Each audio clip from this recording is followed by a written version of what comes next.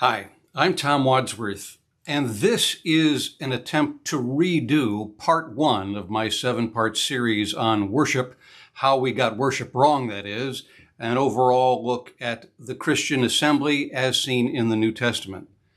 I'm redoing part one because the original version, which was done before a live audience in 2022, had some audio glitches. It's still tolerable to listen to, but I've had several requests to redo it, and so here's my best shot at redoing episode 1 of The Assembly, How We Got Worship Wrong. This has 7 different episodes, as you'll see on the other episodes that are now available on YouTube. I won't repeat their titles here right now, but you can see them on the screen, and you can also see them on YouTube. I first want to point out what this presentation is not. This is not an attempt to defend any particular denomination's view of what the assembly should look like, nor is it an attempt to attack anybody's particular view of what the assembly is about.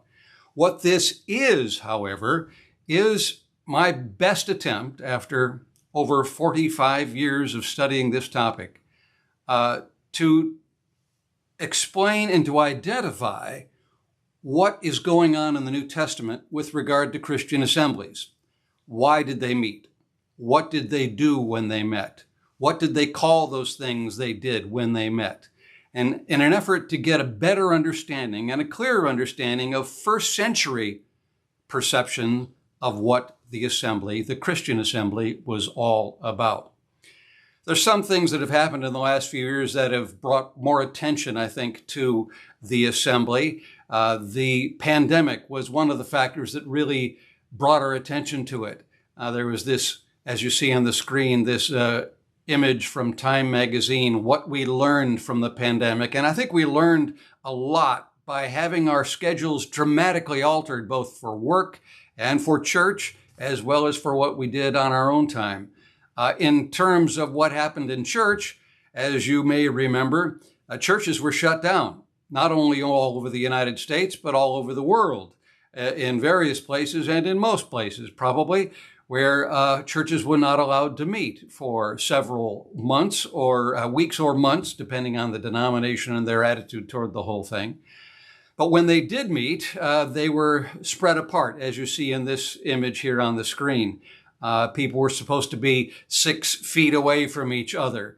And in general, fewer people started to come and more people were streaming it online, like in this particular image from the Associated Press out of Brentwood, Tennessee, where you would only have the pastor show up. He'd get behind the pulpit, and the only other person in the audience would be the tech guy there in the back. And they would then stream the sermon and anything else that they did for a watching audience watching online back at home. Well, this raised several questions, I think. What are we doing when we get together? And maybe why are we doing it? I think these are important questions we need to ask. And I think another question that came up, or if we're only going to stream certain parts of the assembly, what are the essential parts that we need to show to everybody? And what are the non-essential parts? There was another Christianity Today title of an article that said, what we lose when we live stream. Well, several questions were begged by this whole experience of the pandemic and how we do our Christian assemblies. And what this attempt is in this particular presentation is not the result of some research I did since the pandemic. It's actually a result of some research that came a long time ago that I stumbled onto in 1977. And we're going to show the 7 episodes that I just talked about earlier. This one is about why the early church didn't have worship services. Or next week, we'll talk about the real meaning of worship in the Bible. We'll go on to talk about the temple, why they didn't preach sermons in church. We'll talk about the role of music in the assembly, as well as episode number 6, which is probably my most important episode here. It's a discussion of why and how the church later developed its concept of worship services. I encourage you not to miss episode number 6. And then we'll wrap it up with episode number 7, which is the biblical purpose of going to church, and several of my own recommendations as to how we can adapt our current assemblies to mirror more like what they were doing in the New Testament, if that's something you indeed want to do. But first, episode number 1, why the early church didn't have worship services. They didn't, you might ask? Well, turns out they didn't in the same sense that we would talk about that. Now, let me explain where I'm coming from. I first stumbled onto this idea back in 1977. I was in my first year of preaching as a pulpit minister. And October the 30th of 1977, I came to chapter 14 of 1 Corinthians. I'd been preaching through the entire book of 1 Corinthians, taking one chapter at a time. I was now into my 14th week, and I was faced with chapter 14 of 1 Corinthians. Now, this chapter presented some challenges for me because at that time, as some of you may recall back in the late 70s, the practice of speaking in tongues was starting to spread to different churches, not just charismatic or Pentecostal churches as they might be called today. And the practice of speaking in tongues was deemed to be very controversial. And this chapter 14 of 1 Corinthians, deals specifically with the issue of speaking in tongues. So I was tempted actually to skip over this chapter, knowing that it might be problematic. But I thought, surely there must be something in this chapter that's worth recapturing for a modern audience today. And as I dug closer into the text, the Greek text of 1 Corinthians 14, I began to see some things that were actually astonishingly applicable to today. And without going into great detail about what 1 Corinthians 14 says, let's go right to the summary or the key statement that Paul comes to in verse 26. After going through this lengthy discussion about what people are supposed to do when they come together in an assembly of Christians, he says, what's the outcome then, brothers and sisters? When you assemble. Each one has a psalm, a teaching, a revelation, a tongue, or an interpretation. And then the key verse or the key statement is this last one in verse 26.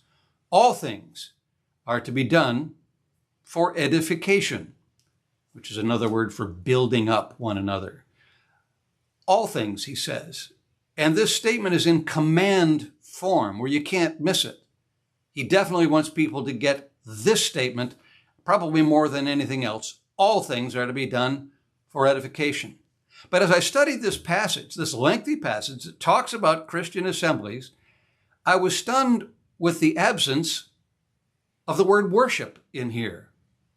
I thought, up to that point in my life, that the assembly was for worship. After all, we have hours of worship, don't we? We have a house of worship that we go to. We open worship with prayer, and then we close worship with maybe a benediction or another prayer or something, maybe a song. We ask people, where do you worship? We talk about orders of worship. We sometimes hire a worship leader or a worship pastor for the worship team, and we have worship services. We call these acts of worship that we do on our Sundays or Saturdays. And we also talk about what constitutes acceptable worship.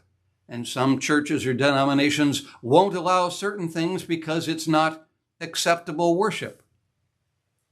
Well, the question hit me was, where does all that language come from? If it doesn't come from the Bible, where is it coming from? And for that sermon on October the 30th of 1977, I looked up every time the word worship is found in the Old and New Testaments to try to figure out what is this word and why might it not be applied to the Christian assembly? Now, I know some questions you're asking right now, but stay with me and you'll see these questions eventually answered. But there's a big difference between our terminology and biblical terminology. We talk about going to worship and house of worship and all those things I just mentioned. But in the first century, they talked about coming together, not going to worship, but coming together. They didn't have a house of worship, they had a house church. They had a home where they met for their assemblies. They didn't talk about worship services, they talked about their gatherings, their assemblies. What they gathered for was to break bread or to build up one another. They had elders and teachers who mostly presided over what went on in those first century assemblies. They had activities that edify, that build up people, whereas we have acts of worship in our assemblies. And Paul's command was, let all things be done for edification, whereas today we might say all things must be done for the worship of God. As I've often heard it said that the assembly is all about God, because it's not about can't all be all about us. Because if it's all about us, it ain't about much. I don't know if you've heard that statement before. Well, what if God says, no, wait a minute, people. The assembly is all about you getting better, about forming unity with one another, about improving your Christian graces and traits and qualities. Let's listen to what God says instead of what we've been saying about the assembly. I think that's where I'm going with this. Throughout all this study, I came up with a term that I describe now as the worship anomaly, which could be summarized as this. The New Testament does not use worship terminology to refer to the Christian assembly or to its services. Really. And this is an anomaly. It's this strange, odd fact that applies to the biblical teaching on this topic. Worship terminology is not used to describe the Christian assembly or its activities. My investigation actually got into this very deeply, which involved a PhD dissertation. After studying this thing for 40-some years, in 2016, I entered a PhD program in New Testament at Midwestern Baptist Theological Seminary in Kansas City. And throughout my entire time there, I was focusing on this topic in all the different classes and papers that I wrote. The topic of worship and what it means or doesn't mean for the first century Christian assembly. And so in my investigation and my dissertation, the first thing I had to do, study what scholars were saying about worship and about the first century assemblies. I also then analyzed key New Testament passages that talked about the assembly. And in my effort to understand what worship was in the New Testament, I had to analyze the Greek words that were translated as worship. Because it's not so important to figure out what the English word means. It's more important to understand what the Greek word means. And those Greek words are, you see them on your screen, proskuneo, latruo, liturgeo, the sebo word group of sebomai and eusebeo and things like that, as well as threskeia is another one of the words that is sometimes translated as worship.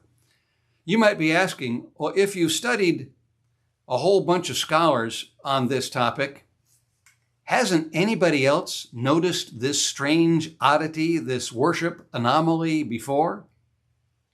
Surely it can't be that some guy in the 20th century stumbled on this in 1977 and nobody has seen this before? Well, as it turns out, several scholars have spotted this oddity, this worship anomaly before since 1952, which is the first time I could actually find a reference to this thing. But let's talk about what scholars found and what they were saying. The first scholar that I could find on this topic was Gerhard Delling, who was a German scholar writing Worship in the New Testament, a book that he wrote in 1952, published later by Westminster Press. It's first published in German, later translated into English because it was a powerful book. He comes to this statement: primitive Christianity, in marked difference from the religion of its Greek environment, attached no importance to the external framework of its worship. We hear nothing of the use of visible symbols, nothing at all about arranging the room, etc., and that cannot be a matter of chance. You can imagine Delling coming at this topic from being typically in a Lutheran assembly. He was looking for all the furniture, all the external framework of the church's worship, as he called it, the way the room is arranged, the symbols and all that. Nothing is mentioned about that in the New Testament. And he says that can't be just a matter of chance. There must have been some reason behind it. Turns out he was right. He didn't actually get to figure that out himself, but others have picked up on that where he left off. Another scholar was another Lutheran scholar in 1952, writing again, a German scholar, Peter Brunner, writing in his book, Worship in the Name of Jesus. He said this amazing statement: the New Testament does not permit us simply to use the word worship to designate the subject of our investigation. Even though scholars for a long time, when they talk about how Christians met together in the first century and what they did when they got together, they've typically always called that worship. But he says the New Testament doesn't permit us to use the word worship to discuss the subject of this investigation. And nonetheless, he still titled his book Worship in the Name of Jesus when it was translated into English in 1968.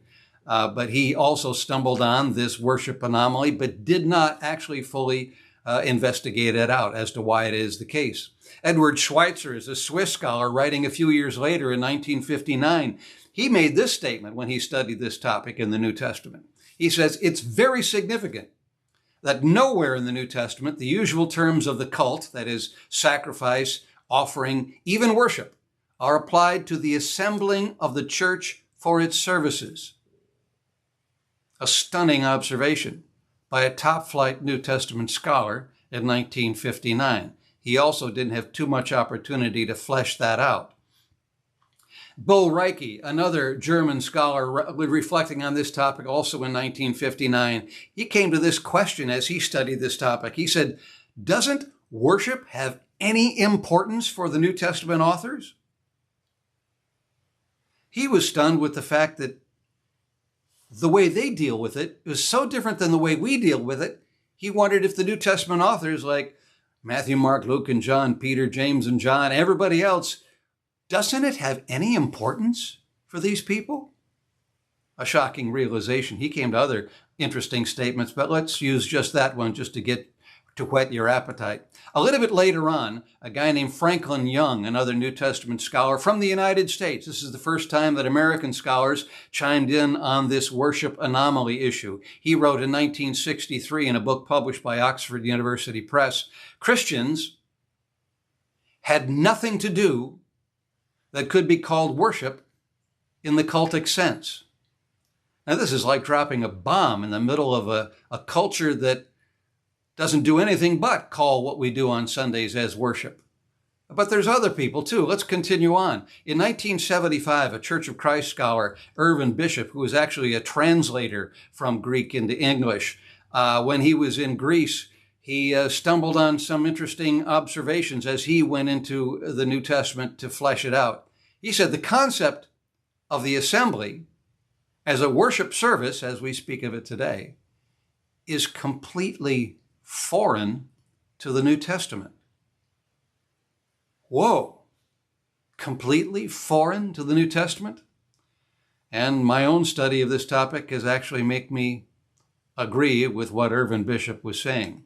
Let's look also a little bit later. In 1980, Robert Banks, who has an interesting past himself, he was an Anglican priest studying New Testament at Cambridge University, which was probably the top flight New Testament seminary in the world at that time. He studied this topic, and he said in his 1980 book, Paul never said that a person went to church primarily to worship. Not once in all his writings does he suggest that this is the case. Remarkable statement. Banks was so persuaded by this difference of what he saw in the New Testament as to what he experienced in his normal church experience that he essentially left the Anglican priesthood, went to Australia, and started an entire network of house churches, which exists even to this day. And he still writes about this topic in some scholarly writings and books even now. He's in his 80s, probably not much longer to go, but he's still writing prolifically on this topic. Let's go on a little bit later on. I. Howard Marshall, in 1985, wrote what is perhaps the most significant and the most succinct summary of this worship anomaly issue in an article he wrote in the Churchman Scholarly Journal at that time. The article is titled, this strange title, "How Far Did the Early Christians Worship God?" How far? Well, he explains this odd title, and he comes to this conclusion. Worship is not an umbrella term for what goes on when Christians gather together. That's just one of a host of statements he makes in this article, when he realizes that when we call it worship, we don't have it right. We've got our heads in the wrong place. If you can find this article, or if you'd write me, I'll send you a copy of it. You'd find this article very, very interesting. And Howard Marshall, by the way, was highly regarded among evangelical scholars. He was the dean of evangelical Christendom, you might say, back for a long time. He was the editor of Evangelical Quarterly for about 25 years toward the end of the last century.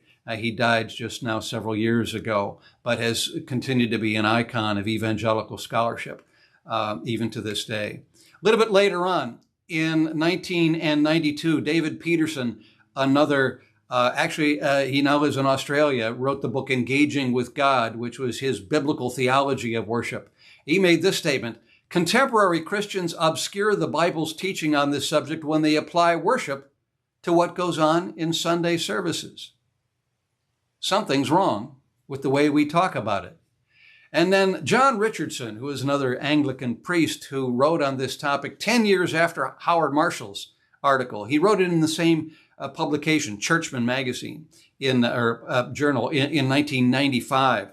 He was stunned that more people weren't reacting strongly to what Howard Marshall had said in following what he said, because it was so shocking and life-altering, but nobody was following it. But he says in his article, there is no such thing as worship, at least not as we know it. Richardson made several blunt statements like that, which I think I agree with what he's saying. Interesting. A little bit later on, Streeter Stewart, who wrote in Howard Marshall's Evangelical Quarterly this article on New Testament perspective of worship, he concluded that worship was not associated with particular acts or practices done at particular locations as we are accustomed to think of worship. A shocking statement from another scholar on this very topic in 1996. Everett Ferguson, who is another Church of Christ scholar who's known worldwide as probably the foremost expert in early Christianity, also faced this strange anomaly, the worship anomaly, in his book on the Church of Christ, talking about what they did in the first century. And as he faced this problem with the word worship, he said it really would be better to speak of assembly as what they did when they got together, or some such word to describe these congregational gatherings of Christians. I agree with that statement. Worship is not the right word to use. We need to think of some other word. And assembly is definitely a biblical word that was applied to that thing, that gathering of Christians. And as I studied through actually dozens of scholars and books and articles that they had written over the last 100 years, I came across this gap of people who weren't reflecting on this worship anomaly. And it happens starting around 1996, and there's this surprising silence on this topic. And I attribute this to the explosion of so-called worship music that took place around then. This is when worship wars began to be fought in all kinds of denominations around the world. Even praise and worship music became a billion-dollar industry, and worship pastors were being hired, and worship music was all the rage. And I could go on and on about this. See episode 5 on the role of music, and you'll see more on this particular topic. But I think what was going on there as to the reason why nobody was reflecting on the worship anomaly is because this pervasive, extensive use of worship terminology flooding our churches and flooding the Christian media at that time, both in writings as well as in video, as in music, drowned out the New Testament perspective of what an assembly is all about. But finally, in 2014, Andrew McGowan returns in his book. By the way, he's a Yale New Testament scholar, an Anglican priest, as I recall, who wrote in his book on ancient Christian worship, studying the first few centuries of how Christians did their gatherings back then. And at the beginning of his book, he says this statement: "We must admit something difficult at the outset. In the ancient world, what we now call worship did not quite exist." Now, even though that's true, he still called his book Ancient Christian Worship, because he knew that that's a hot topic that people will pick up and buy that book. And it's a great book, by the way. It's really some helpful stuff in there. But I think he uses this word wrong, and it leads to some wrong understandings, which is what this 7-part series of videos that I'm presenting here is all about. But as I summarized all the writers and scholars reflecting on this topic, I noticed that they all used some shocking adjectives as they studied the worship anomaly. They called it things like striking, surprising, astonishing, startling, remarkable, significant, strange, puzzling, and difficult. They knew that this oddity, that worship terminology, is not used to refer to Christian assemblies in the New Testament, is indeed startling and difficult. Sort of the purpose of my dissertation was to try to figure out what's going on in the New Testament to answer the question of why the New Testament does not use worship terminology in reference to Christian gatherings. Now, this task we have today is a difficult one, and I liken it to the church is now buried under centuries of dirt and of built-up traditional understanding of what we're doing when we get together. And we have our work cut out for us to try to dig our way out of this mess and to back into the light of Scripture to try to find out what's really going on in the New Testament with regard to the assembly.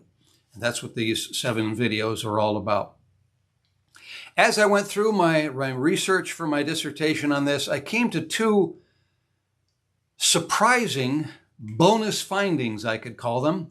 One is about liturgy. Now, if you don't know what liturgy is, it could be defined as the use of rote or recited, repeated things going on in every assembly that a church does. This is liturgy. Some churches use lots of liturgy, and they are typically called high church. Churches have a little amount of liturgy, or almost none, would be called low church assemblies. Regardless of what their perspective is, these messages are for everybody here, because I think we all have to learn something from the New Testament on this topic. But Paul Bradshaw, who himself is a liturgical scholar who studies these issues of liturgy in the New Testament and beyond, he wrote in 2002 in a book published by Oxford University Press, he made the point that liturgical scholars are now acknowledging that the common assumption that the New Testament is filled with references to Christian liturgy is, quote, more like wishful thinking or the unconscious projections back into ancient times of later practices. In other words, since churches later on, and even many churches today, routinely have liturgical practices in their assembly, they just naturally assume that those practices are back there in the first century. But here's even a liturgical scholar who came to the realization that this is just wishful thinking, or it's really anachronism, taking later practices and trying to jam those into the first century. So that was bonus finding number 1 on the topic of liturgy. And then there was a bonus finding number 2 that related to the topic of the study of synagogues in the New Testament, or in the Jewish world in the first few centuries. And this is a realization that synagogue scholars are now realizing that first century synagogues and their activities were not described as worship. Now, you'll see books and articles and scholars today talk about synagogue worship in the first century. Well, as it turns out, Jews did not refer to what they did in the synagogue as worship. Now, what they did in the temple was indeed worship, but this synagogue stuff, that wasn't worship. And my research into first century assemblies remarkably lines up well with others' research into first century synagogues. There will be more to say about that, and we'll touch on that in a few points later on in this series. So my studied scholars and their assessment of the anomaly. I also then studied key New Testament passages about the assembly, and there were 15 such passages that are listed now on your screen. I tried to find any reference, any detailed reference to what Christians did when they got together, and studied those in depth to see what's going on. Is there worship terminology in there? And generally, why did they meet? And if I had to summarize a result of that entire study of all those passages, which took me years to do, there were only 2 passages that used worship language while they were talking about the assembly. But in both cases, the term did not refer to congregational activity as we would understand worship. It's surprising. I could get into those 2, and I'll talk about those 2 at a later time. And also another result of this study of these 15 passages in the New Testament, most of the congregational activities could have been described as horizontal activities, not as vertical, but most of them were things like you teaching one another, you're exhorting one another. And this horizontalness, this one another activity could be described as horizontal. There's encouraging and strengthening one another, edifying one another. All these horizontal activities were very common and were the dominant activities going on in these assemblies. There were a few activities that were certainly vertical, such as praying and singing as we understand them. They are activities that you address to God. But typically, we apply everything we're doing in our assembly as a vertical activity to God. After all these are acts of worship in our worship services done during our hour of worship in our house of worship, led by our worship pastor. And you get the idea. But as it turns out, most of the activities in the New Testament were horizontal activities. And another result that I came to as a result of this study of New Testament assemblies and all these passages in the New Testament, there is one passage that was the most significant, and that's 1 Corinthians chapter 14, that chapter that hit me between the eyes like a ton of bricks in 1977.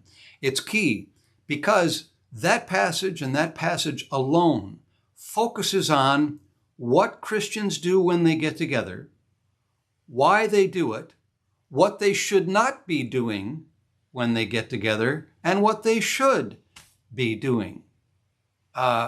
It's immensely important, and in my lifetime, I've heard almost no one ever preach on this topic or speak about it.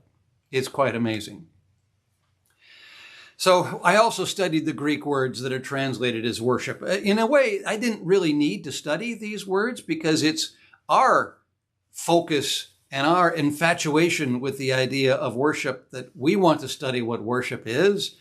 But I figured I needed to understand what the Greek words meant when they are used in the New Testament. So I looked in depth into these 5 different Greek words that I mentioned earlier as to what they mean. And the result of that study, if I had to summarize it really quickly, it's really questionable whether any of those 5 words should be translated as worship.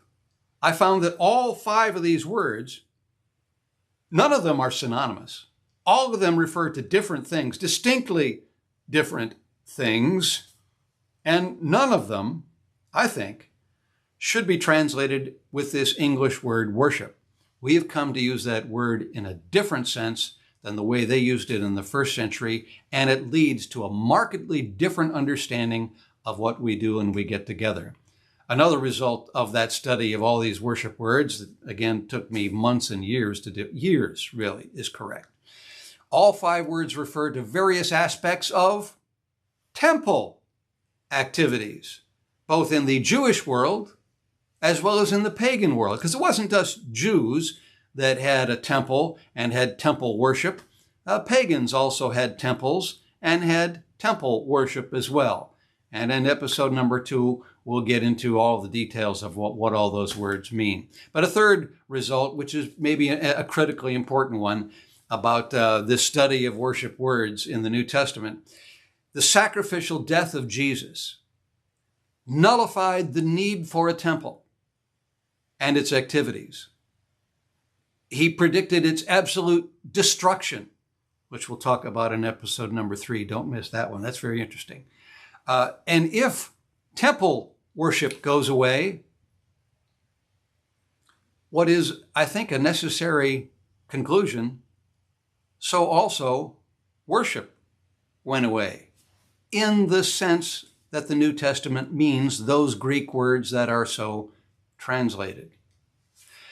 Now, as we get into this topic, there are several barriers to understanding what I'm saying. One of the obvious barriers is this is so odd and so different and so countercultural to our common understanding of what we do when we get together. We're just not going to be able to wrap our heads around it. It took me decades to wrap my heads around it, and I'm trying to help you adapt to this New Testament idea of what this is in just a few minutes or a few hours of my video series. So bear with me. But there are some other barriers that really hurt us in this. One is simply terminology. And I find when we use the word worship to refer to what Christians did when they gathered together, that already is going to be a problem, because that's not what the word that they would have used to describe it. And generally, the problem here is using non-biblical terminology to refer to biblical things.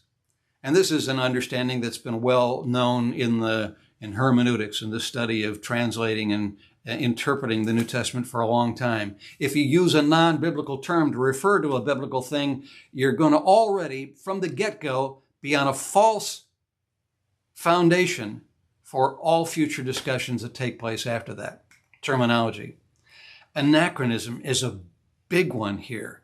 I didn't realize that when I went into my PhD dissertation, but it didn't take long after wading through all this scholarly work to realize that anachronism is a problem. What is anachronism, you say? Good question. We don't use that word a lot. But it is the error of reading modern concepts back into an ancient era, or in this specific case, reading modern church concepts back into the New Testament text. A huge mistake. Several scholars have written about this problem of anachronism. Don Carson, who is a well-known evangelical scholar, said, "We unwittingly read our ideas and experiences of worship back into Scripture so that we end up finding there what with exquisite confidence we jolly well knew ought to be there." I think what's going on here is we become very attached to what we do in our worship services, as we call them. We have this perception that this is a critically important thing that we're doing for God, and it must be done correctly. And so nobody wants to think that they're doing it incorrectly, and so we just automatically assume that we're doing it the way they did it in the New Testament. And this is anachronism when we get to studying the New Testament. There was another scholar who made a similar statement about this, David Owen, who writes the Anchor Bible Dictionary entry on New Testament worship back in 1992. He said that scholars have shown, quote, a marked tendency to read early fragmentary evidence anachronistically in light of later, more detailed accounts of Christian liturgical practices. He's saying that even scholars have the problem of anachronism as they study the first century assemblies and understanding what worship was back then. So if scholars have a problem with it, certainly us regular folk are going to have a problem with it as well. There's another barrier to understanding that goes along with this, and that is something that I found called pan-liturgism. What is pan-liturgism, you say? Well, it's a word that was coined in 1959, and it refers to the error of finding liturgy in the New Testament even though it isn't really there. And there are some scholars that began to realize this in 1959. Back in the 1950s, there was a major emphasis on finding liturgy in the New Testament. References to these rote, repetitive, recited things that they assumed was going on in the first century, but it turns out they're not there. This is just an assumption. This is anachronism, really. We're assuming that this liturgy that we do today was actually there in the first century, and it isn't there, even according to Paul Bradshaw, who is a top-flight liturgical scholar on this issue. Sacralism is another barrier to understanding what's going on here. Any religious person tends to be guilty of sacralism. We tend to turn things into holy things if they're associated with our religion. We make them sacred, even more sacred than the New Testament would make them. And I think we have done that regarding the activities of an assembly. We have come to view them as holy or sacred, and you cannot mess with these things because they are sacred. Well, they're only sacred if God says they're sacred. And if God says they are sacred in the New Testament or in the Old Testament, then they're definitely sacred. But now we've found what men do is people make things sacred beyond what they should be doing. And there's also a problem of definitions here. And you're probably already thinking, well, how are you defining worship here? Well, as it turns out, after I've studied this issue and been aware of this defining issue for decades, defining the English word worship accomplishes nothing. It's not productive. And I found that different scholars define it in different ways, and they're usually defining it in a way that suits their own theological purposes. So define it any way you want. I don't care how you define it. That's fine. Just knock yourself out. But it doesn't really apply to this task of trying to figure out what they did in the New Testament in their Christian assemblies. And if they didn't call it worship, then maybe we shouldn't either. Let's just call it what they called it. And it turns out that really a study of worship isn't really all that important, but it does yield some amazing, striking findings that we'll get into next week when we talk about the worship word. So stay with us on that. But one key that is an aid to understanding and getting our heads around what's going on in the New Testament is the idea of house churches. House churches were mentioned 5 different times in the New Testament. We know, for example, that they definitely met in people's homes back then. They're mentioned in Romans and Corinthians and Colossians and Philemon and in 2 John as well. We know that Christians met in homes. They did not have sacred structures that they called churches. Even the word church today is used wrongly in that sense. It really refers to an assembly in the New Testament. It does not refer to a physical building as it does even to this day. But they met in homes. And if we want to understand what they're doing when they met in homes, it's important to think of a gathering in somebody's home, like this image I found on the internet. I thought this was very interesting. It's just somebody's artistic depiction of probably what they're doing in their first century assemblies. You see men and women and children gathering around in somebody's living room, sitting down on the couch, maybe standing up against the wall, maybe sitting on the floor, or wherever you can find a seat. And if you want to understand what they're doing in the first century, put yourself in that environment where people are dressed as they want, dressed as normal people, going over to somebody's house for a visit and sitting around in comfortable settings and just talking. Our modern day concepts of this big ceremonial, lavish, liturgy-filled gathering with somebody wearing special clothing and swinging incense or doing something. Would they do that in a home in the first century? Well, that's a question I think needs to be asked. And if we want to set our minds in the proper environment for understanding what's going on in the New Testament, try this. I think it's a key aid to understanding what's happening in the first century. So let's come down to a conclusion here. Why didn't the early church have worship services? Well, first off, they didn't perceive of their meetings as worship. There's no evidence that they did in the entire New Testament. They also didn't perceive of their meetings as services. Now, we perceive of them. We call it, what, did you go to the early service or did you go to the late service today? Well, why did we call it a service? Everybody calls it a service. But is it a service? Is it a service to God or is it a service to people? Well, more than likely, we probably think it's a service to God. After all, it is a worship service, and it is in the house of God and the house of worship with acts of worship. So it must be something that serves God in some way. But is this what God wants? Is this the Christian understanding of what an assembly should be all about?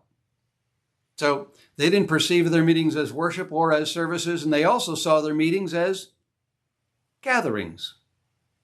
And the Greek words that are commonly applied to when they get together are simply this: they got together, they gathered, they assembled.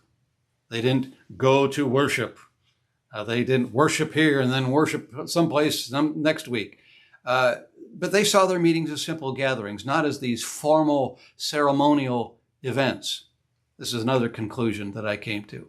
And Paul actually demanded that all assembly activities focus on, he doesn't say worship, he says building up one another, which is primarily a horizontal focus, edification. It's not a vertical focus, which worship would be.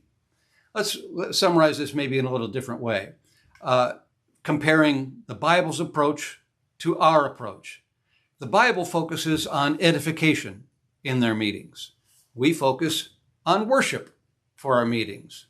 The Bible focuses on one another, the people in the gatherings, and helping one another, encouraging one another, praying for one another, helping one another in various ways. But our focus is not on one another. Our focus is on the minister who's up at the front, who's conducting the entire thing in the proper way because he's the only one, who has the authority to do this. Where do we get this idea? But that is our focus. The New Testament focus is on horizontal activities and some vertical activities.